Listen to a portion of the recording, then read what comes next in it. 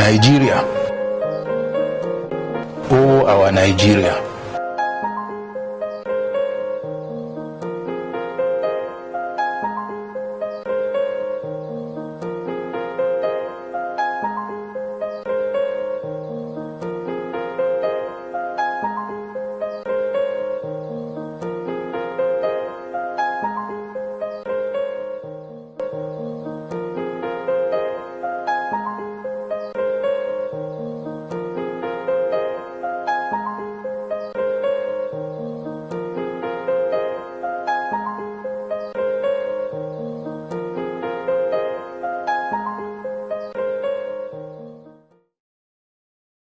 There is pain behind that smile.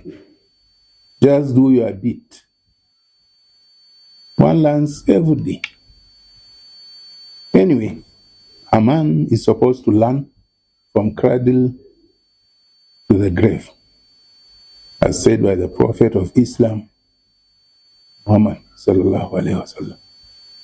So, I have learned a great deal about people throughout my life. I have come to understand that life is fleeting, and our perceived years on earth are but a fleeting moment, passing at the speed of light.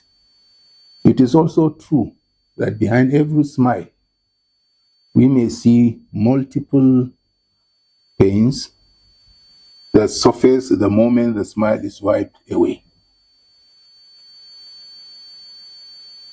Just as screensavers disappear at the touch of a finger. Therefore, always do your bit for anyone you come across. You see, I recently lost a nephew to kidney complications. My late father's namesake, 45-year-old Dr. Sulaiman Mohammed. The day I saw him, on 3rd May this year, at the Yobe State University Teaching Hospital in Damaturu, I was unable to control my emotions. I shed tears profusely. I am naturally emotional. I can shed tears while reading a novel or watching a film. But his situation was devastating. This was a boy you held in your hands in his infancy and watched him grow into an educated, responsible family man. Now, to see him lying helpless, with a smile on his lips, hope in his eyes, an imprisoned soul restless, a weak body yearning for health, a weary mind asking questions. At the same time, knowing that this may be his last moment on earth. Tell me, how can you not cry? I have seen close relatives and associates in such a pitiful situation, where you find yourself unable to do anything except to do your bit, whatever you can. My late wife, Dami Fatima Barbary, was one of them. Her face was always in a smiling mode, now and then interjecting, Allah Abungodia. At the same time, she lay bedridden as cancer mercilessly consumed her innards. Then there was Neptune Prime's chief operating officer, the late Amina Hassan Ahmad. She kept her ailment hidden behind a faint smile that told you everything was all right with her.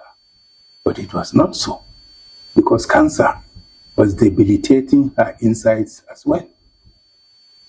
As for my wife, I was there throughout her travels until she gave up. In one of our last discussions, she told me, I have finished paying my debts. I think she was trying to tell me not to worry about looking for those she owed, but she never once spoke of her money in other people's hands. She never once spoke of it. I think she was trying to tell me, as I said, not to worry about looking for those she owed, but she never once spoke of her money in other people's hands. In the case of Amina, there was nothing I could do, as I did not even know the pains hidden behind her smiling exterior. But about my nephew, there is something about the do your bit that I learned from the governor of Yobe State, Honorable Mai Malabuni.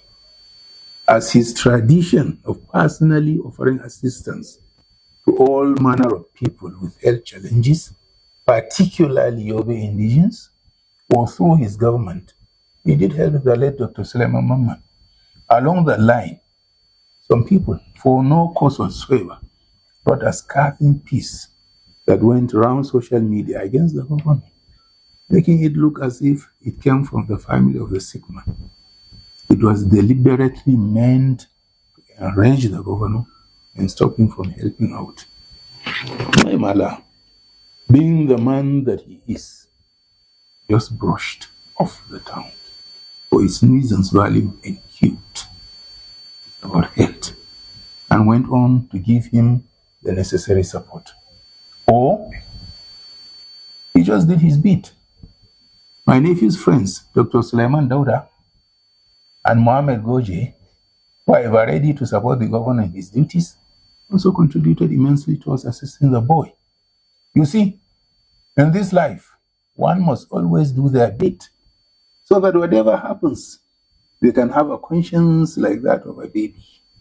The governor will move about lighthearted, but might have been bogged down by a sense of guilt and remorse if he had failed to do what he could have done when he had the chance.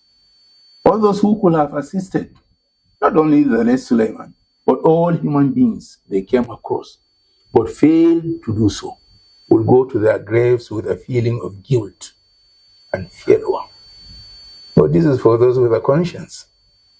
Do your bit or not, life will move on, and one day you will be gone. Time that is fleeting, running at the speed of light, will not stop in its tracks or pause to look back when you drop and get taken to your real home, 6 feet below. Many people do not understand time. Please remember anything from your past, and you will see that it has passed at the speed of light. The speed of time never changes, but God, in His wisdom, compresses it for your mind to subdivide it into seconds, hours, days, and years for better comprehension. To you, 90 years is a lifetime. From the day you are born to coming of age, becoming a parent, a grandparent, growing old, and finally bowing out with creaking bones.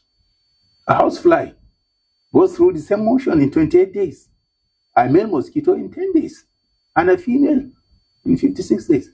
Ever wonder why most husbands leave their wives behind? A dog can last 13 years, an elephant 70, and a tortoise 150, while flowers last from a few days to a few years. The lifespan of trees ranges from a few decades to thousands of years. To all these wonderful creations of God, time and its speed are relative, customized for their nature.